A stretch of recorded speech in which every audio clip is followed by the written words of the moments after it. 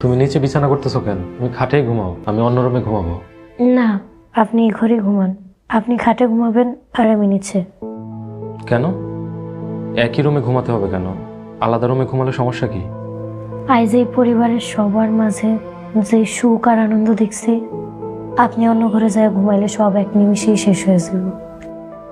আমি চাই আমি এই বাড়িতে যতদিন থাকি এই সুখটা দেখে যাইতে।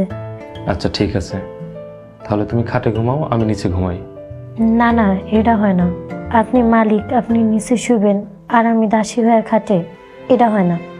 ছি ছি মায়া, এসব তুমি কি বলো? তুমি আমার এখনো বিবাহিত স্ত্রী, দাসী না। আর আমি তোমার মালিক না। মালিক একজনই, যিনি আমাদের সৃষ্টি করেছেন, মহান রব্বুল আলামিন। ভুল হইলে আল্লাহ মাফ করুক। সামাজিক এবং আইনগতভাবে আপনি আর আমি স্বামী স্ত্রী হইলেও আপনি আমার কাছে আশ্রয়দাতা আর আমি আশ্রয় গ্রহীতা। এই বাড়িতে থাকা আপনার দয়ায়।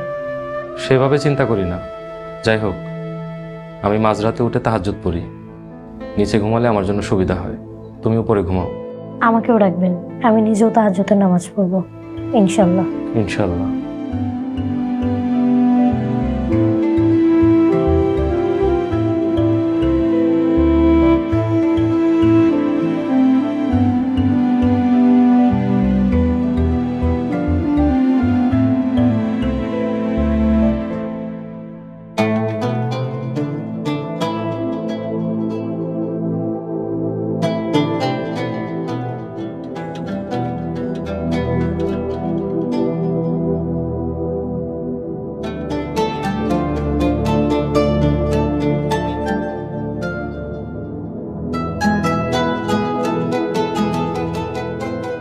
ইয়া রাব্বুল আলামিন, তাহাজ্জুদের নামাজ পড়ার মতো ধৈর্য আর শক্তি দেওয়ার জন্য তোমার দরবারে লাখো কোটি শুকরিয়া।